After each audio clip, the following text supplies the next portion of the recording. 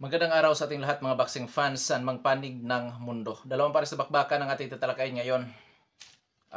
Erislandy Lara kontra Danny Garcia, Saul Canelo Alvarez kontra Edgar Berlanga. Fight schedule, September 14, 2024, nagaganapin sa T-Mobile Arena, Bansang Amerika. Sa mga bakbakan na ito, tayo ay maghahayag ng sarili nating fight prediction, comparison at analysis. Na kung saan doon pa po lamang sa ating gagawing comparison, detalyado po na inyong malalaman kung saan niya ba naging yamado, saan naging dihado itong magkabilang panig. At inaanyayahan ko rin po kayo na panoorin ang buong video at nang sa ganun makakakuha kayo ng idea at higit sa lahat makapag-desisyon po kayo sa pipiliin po ninyo na sa tingin po ninyo ay may malaking tsansa sa panalo dito po sa naturang bakbakan. At dahil sa nasabi ko nga kanina na magkaroon tayo ng comparison, marapat lamang natin munang alamin ang mga background dito sa magkabilang panig. Mula sa kanilang physical appearance, experience o karanasan sa laban maging sa kanilang mga taglay-taglay na skills o mga galawan dahil yan po ating gagamitin naman na referensya doon sa ating gagawing comparison.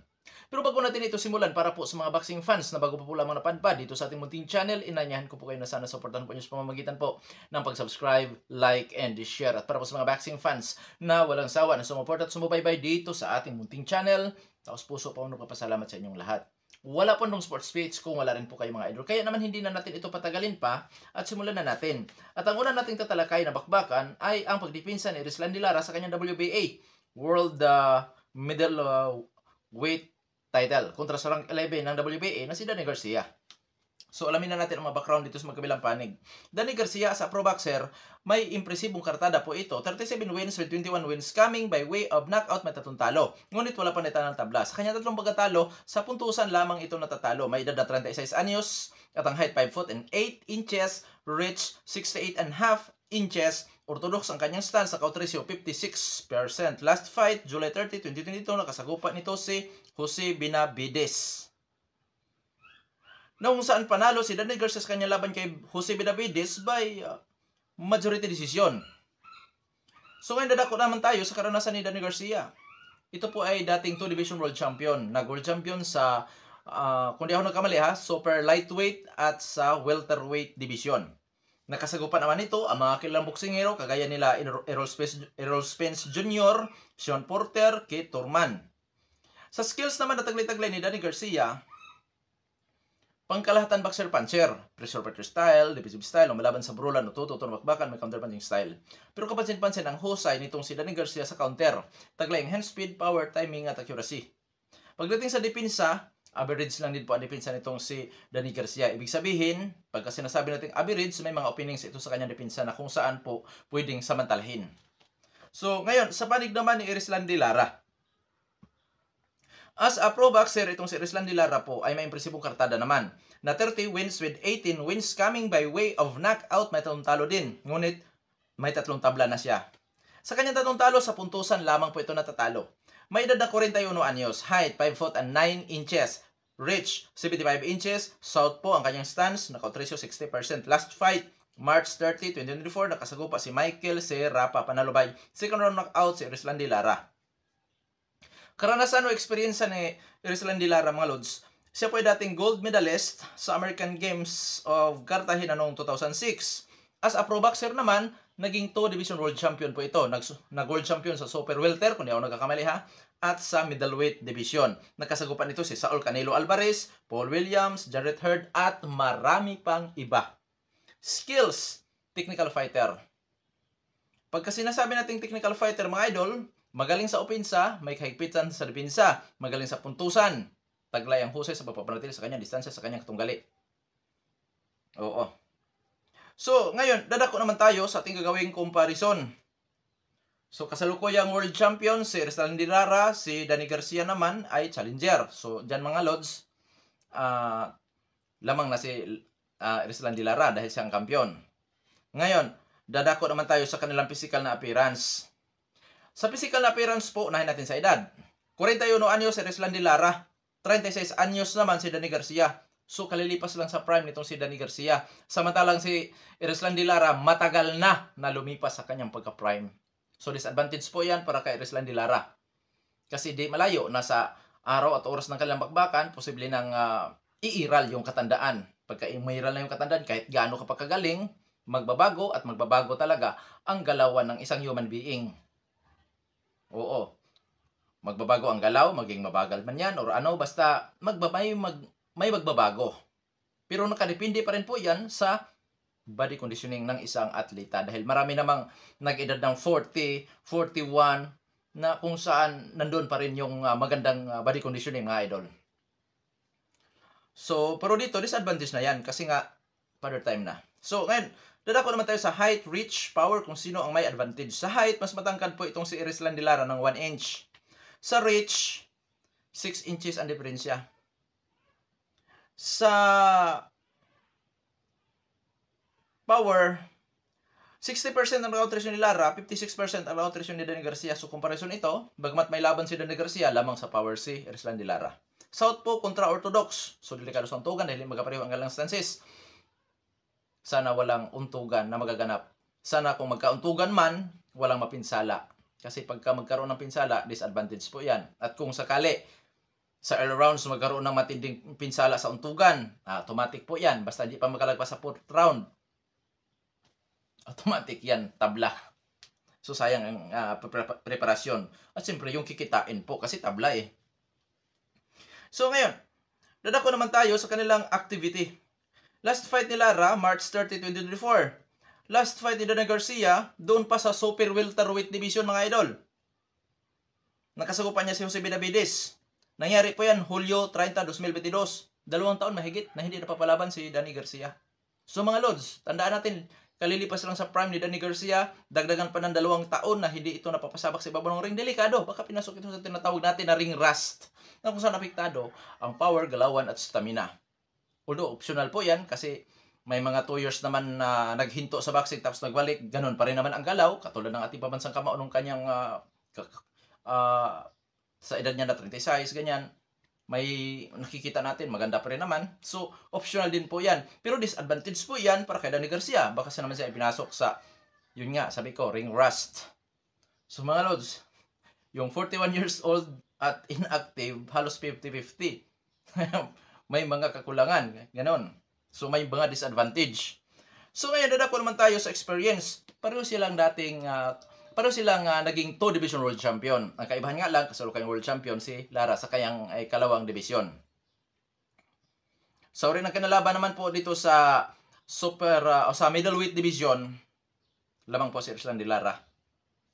So, dito, masasabi ko na, 55-45 sa experience. Sa skills, boxer puncher kontra technical fighter. So, nakadepende po yan sa kanilang pag-prosecute sa kanilang estilo or diskarte. Pero, para sa akin, mas nakakalamang po si Erislan de Lara sa skills. Lamang, kung i-iral na ang kanyang katandaan, ayun, posibleng magbago po yan, mga idol. So, sino llamado dito? So, automatic po para sa akin, llamado si Erislan de Lara, 55-45. Oo, 55-45. Pero kung nagkataon na bata pa itong si Lara, ilagay natin mga 36 years old kasing edad ni Danny Garcia. Malayo po ang agwat. Kaso matanda na si Erislan de Lara, 55-45. Kahit pa siya ang kampiyon, kahit pa mas matangkad ito, kahit pa mas nakakalamang sa skills, father time na yan, mga lods. Di na yan katakataka kung matalo. Di na yan katakataka na magretiro. So, paritiro na rin itong si Erislan de Lara. Hindi porket na pagkagaling na boksingero nito ay mapapanatili niya yan. Bunga po ng edad. So, ngayon dadako naman tayo sa ating prediction dahil 55-45 in favor of Erislan de Lara sa ating comparison sa percent. So, para sa akin, Erislan de Lara, ang prediction ko dyan, Erislan de Lara by unanimous decision or split decision. Official prediction ko po yan. Kumo, dahil sa mas mataas ang knockout ratio din itong si Lara at bago sa division si Danny Garcia, na kung saan questionable pa yan kung madala ba niya ang kanyang tibay, madala ba niya ang lakas, madala ba niya yung kanyang bilis. So, di malayong ma-knockout din si Danny Garcia dyan. Siguro, kung magawa man niya ni Erislan de Lara, doon siguro sa mga later rounds po, mga loads, mga 8 pataas, ganyan. Oo. Pero ang official prediction ko po dyan, si Lara sa pamamagitan po ng puntusan.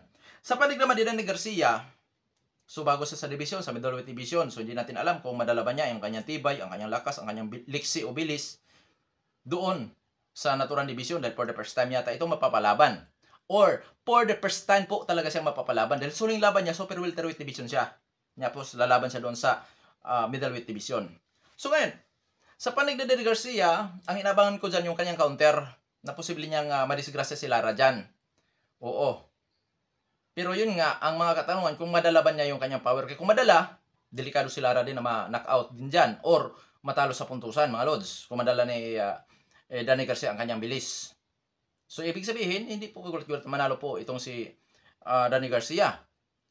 At sa puntusan po, kasi hindi naman tumbahin itong si Lara, at nakasagupa nga rin ito si Canelo Alvarez. Alam naman natin kung kano kadelikado si Alvarez, hindi ito napatulog ni Alvarez. Pero yun nga, 41 years old na ito, so may delikado. Siguro, sa tingin ko, kahit bago lang sa division si Garcia, masasabi kong posible niyang talunin din si Lara sa pamamagitan po ng puntusan, by unanimous decision or split decision. At given ang knockoutan, dahil pareho naman silang may mataas na knockout ratio. Yun nga, ang inabangan ko dito kay Danny Garcia, yung kanyang counter. Inabangan ko talaga yan dahil dyan siya eksperto. Oo. Kaya abangan natin dahil magandang laban din po ito. Bagamat pabor ako kay Erislandy Lara na mananalo, knockoutan o puntusan, pero hindi katakataka o kagulat-gulat na manalo din itong si Danny Garcia dahil isang talentadong boksingero din po yan. So ngayon dadako naman tayo sa main event sa gawin ng laban. Saul Canelo Alvarez kontra Edgar Berlanga. Kung titingnan natin, dihado dito si Berlanga. Pero mas mabuti po na detalyado niyo malalaman kung saan niya ba naging dihado si Berlanga. Edgar Berlanga, as a pro boxer, may impresibong kartada ho ito. 22 wins with 17 wins coming by way of knockout undefeated. May edad 27 anyos. Height, 6 foot and 1 inch. Reach, 73 inches. Orthodox ang kanyang stance, knockout ratio 77.27%. Last fight, February 24, 2024, Padraig Macorey.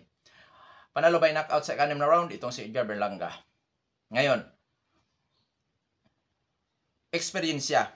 Si Edgar Berlanga, mga lods, ayon po sa Wikipedia, siya po ay dating lumalaban sa amateur na may kartada, 162 wins with 17 losses lamang. So, ito na po yung pinaka-background, pinaka-experience ni Edgar Berlanga. Additional,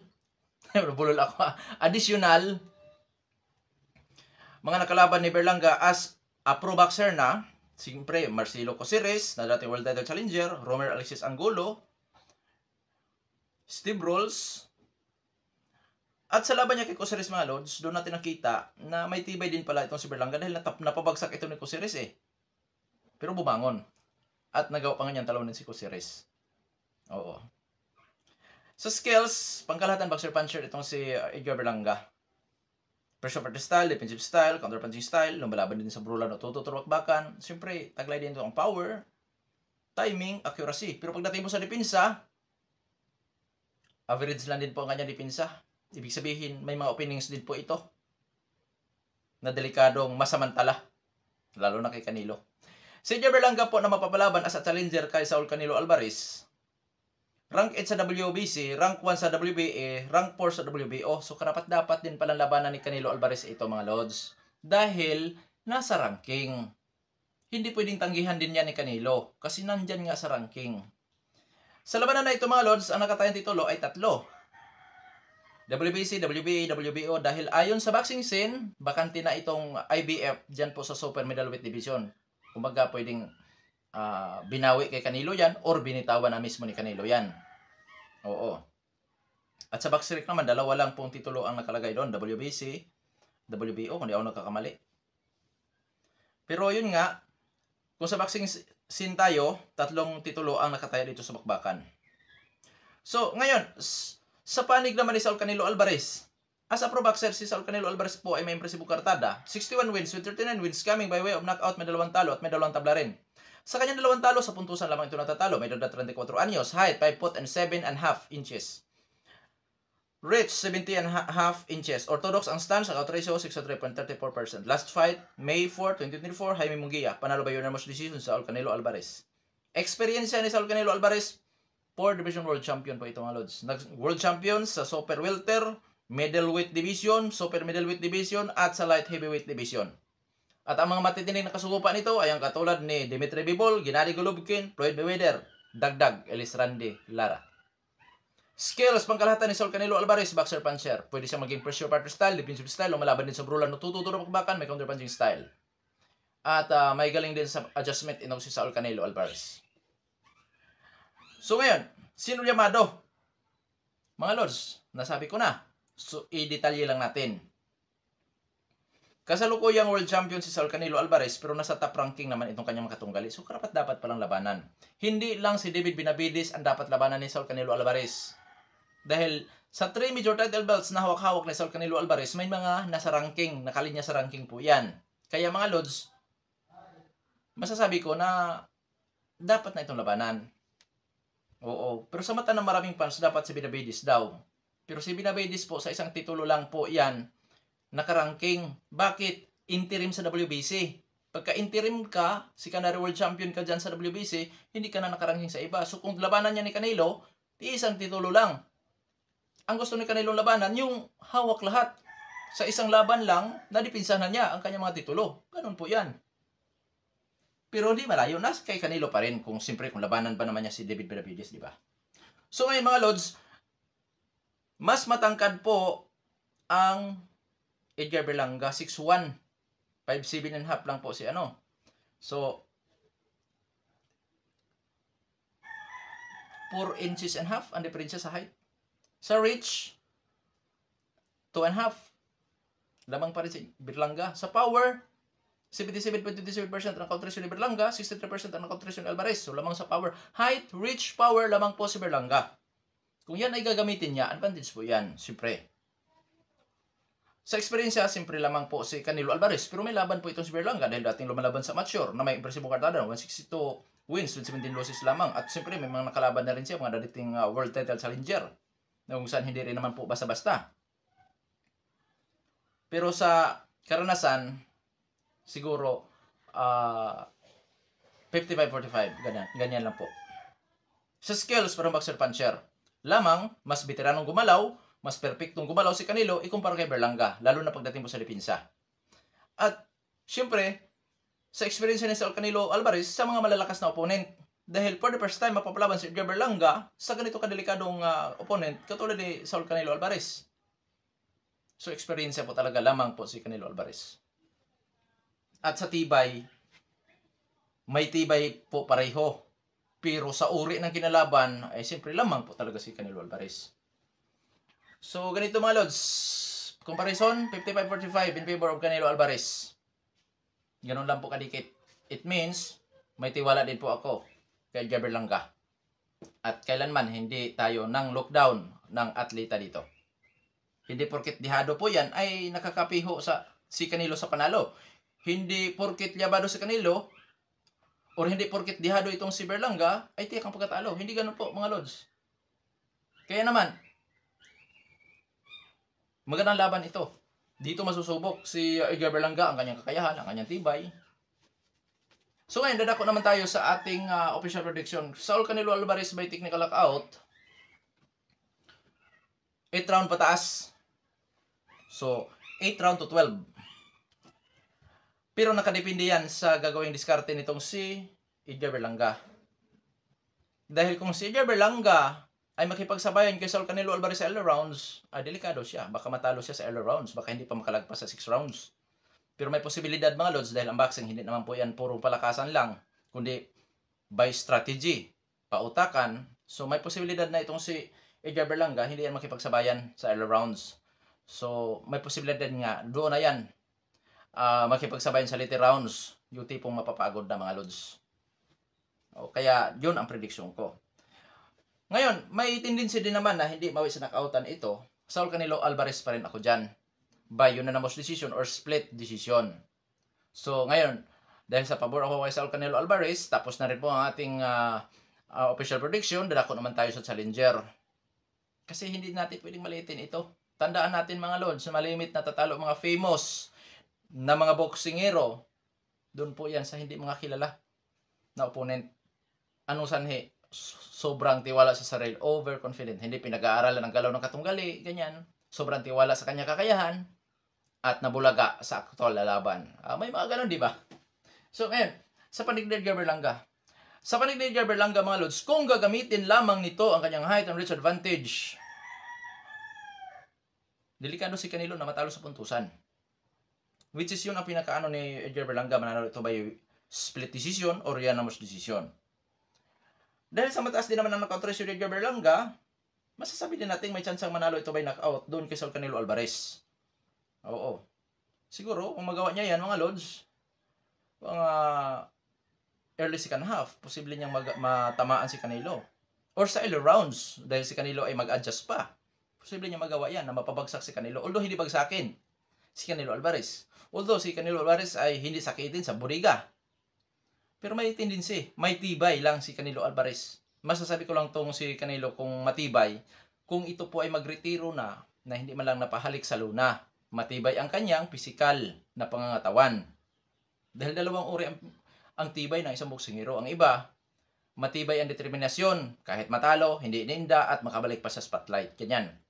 So si Canelo Alvarez naman, nagdaan na ito sa mga matitinding bugbugan, masasabi nating yun nga, may tibay. Nagkataon lamang na kaya niya na saluhin ang suntok ng kanyang katunggali. Dito ngayon mga lods, delikado din si Canelo kasi power puncher nga din po ito si Berlanga. Tandaan natin, nasa isang suntok lang, kayang bumago o tumapos sa takbo ng laban. Oo. Hindi nakakaligtas si Canelo sa ating mga sinasabi dyan. Nasa isang suntok lang, kayang bumago sa takbo ng laban or kayang tumapos sa laban. Hindi pa siya nakakaligtas. Lumalaban pa ito eh. Kaya mga lods, abangan natin kung paano may dumela ni Saul Canelo Alvarez si Berlanga or kung paano naman ma-upset si Canelo dito sa laban kontra Berlanga. Oo. So, hanggang dito na lamang. Maraming salamat po sa patuloy niyong pagsuporta at pagsubaybay dito sa ating munting channel. Ito pong Nung Sports PH. God bless.